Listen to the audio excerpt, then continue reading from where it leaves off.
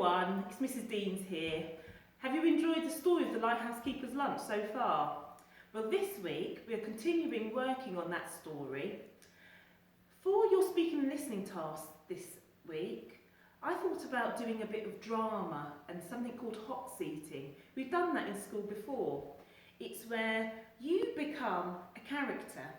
So I'm no longer Mrs. Deans, I'm going to be Bert the Seagull. And I'd like you to get an adult to ask you some questions, or Bert the Seagull some questions, about the story and why he kept on taking poor Mr. Grinling's lunch. So, you could be asking things like, why did you go and take Mr. Grinling's lunch, Bert? Well, it's because it always looks so delicious. I really look forward to having the cakes that Mrs. Grinling would send down the wire. That kind of thing, okay? So you could pretend to be Mr. Grinling, you could pretend to be Mrs. Grinling, or one of the seagulls like Bert. Reading. Your reading task this week is number 1, to continue with Bug Club. And do keep going. Your teachers have uploaded new books for you within your colour band, so do keep using that. It's a fantastic resource. The second activity is reading a lighthouse keeper's letter. Now, it's not the same lighthouse keeper that we've been learning about, Mr. Grinling. It's another lighthouse keeper called Marcel. So this is what the letter looks like. Parents, I will apologise, this wasn't sent through on the remote learning plan, but I'm going to send it through for you today, okay? So I'd like children to have a read of the letter, remembering to use their phonics and their robot arms if they get stuck on the word. That letter links to the D&T task, which is to design your very own lighthouse, and then eventually you're going to be making it. Okay. For your writing task this week, Mr. Grinling, we know how much he looks forward to those lunches that Mrs. Grinling provides for him every day. And he works so very hard, he's got a very big appetite. Your first activity is to ask Mrs. Grinling, what would you like for your scrumptious lunch? So if you were to think of your very own menu, what would you like Mrs. Grinling to prepare for you? So you could start your writing with, for lunch I would like, so I'm thinking for lunch I would like a prawn cocktail to start, please. Then I would like, what would I like? I'd like some ham and cheese sandwiches with a little bit of relish, and I do enjoy having a salad with that, with some cucumber and tomatoes.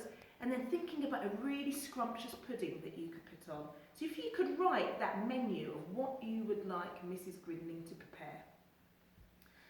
Your second activity is to think of a disgusting mixture that you could put in your sandwiches to scare those pesky seagulls away. What did Mrs. Grinling put into the sandwiches to stop those seagulls from stealing Mr. Grinling's lunch? That's right, it was mustard. What disgusting mixture could you think of to put in a sandwich? I'd like you to think about using your senses. What might the disgusting mixture smell like? Smelly rotten socks, stinky cheese. I'd like you to think about what that disgusting mixture might taste like. Sour, pickled beetroots. Some people like beetroot, I do, but some people don't. Okay? So I want you to think of your second activity, a disgusting mixture to put inside the sandwiches to scare away those pesky seagulls. For your phonics activity this week, we're going to be looking at tricky word spotting. So, you've got a tricky word spotter, and it's over 2 pages. On the second page, it's telling you which tricky words to look out for.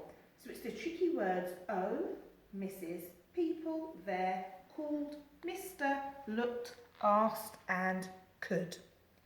So what you need to do is to read through your tricky words, spot a story, and when you find one of those tricky words, highlight it or put a line underneath. Okay?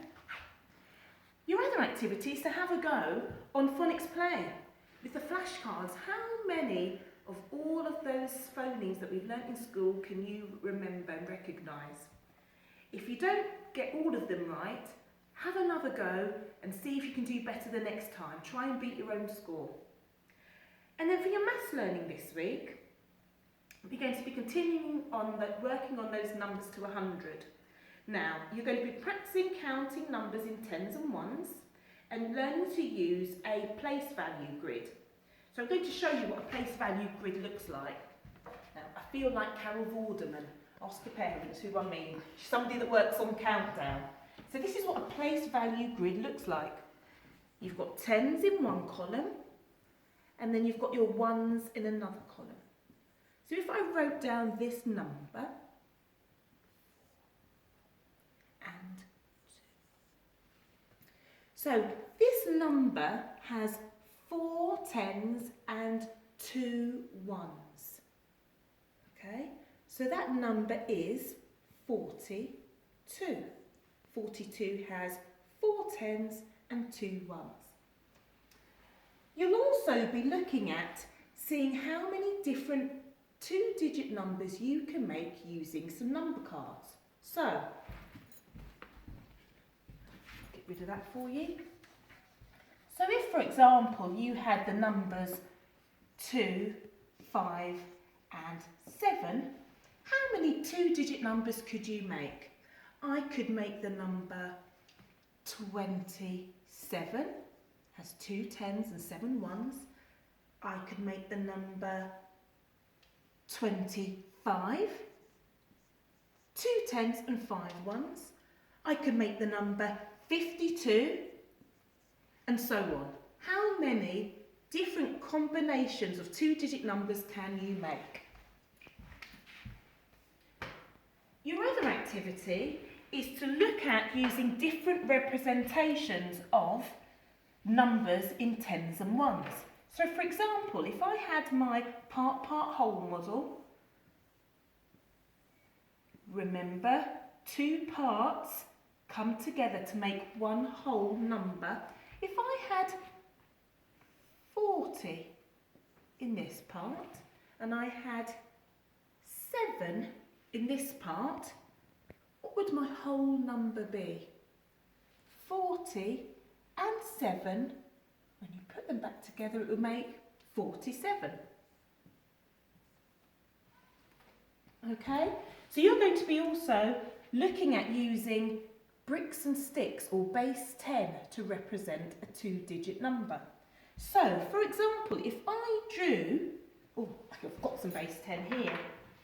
If I had one stick, can you remember what one stick represents? Represents 10. So here are my numbers. Here's my number of tens. And here are my number of ones. What number have I represented here? Well, I know that I've got 3 tens and I've got 3 ones. 3 tens and 3 ones makes 33. The number is 33. If you were going to draw that representation, you would draw it like this. You would draw a stick for a 10. So you would do 3 sticks and then you would use 3 bricks. The number I've drawn is 33.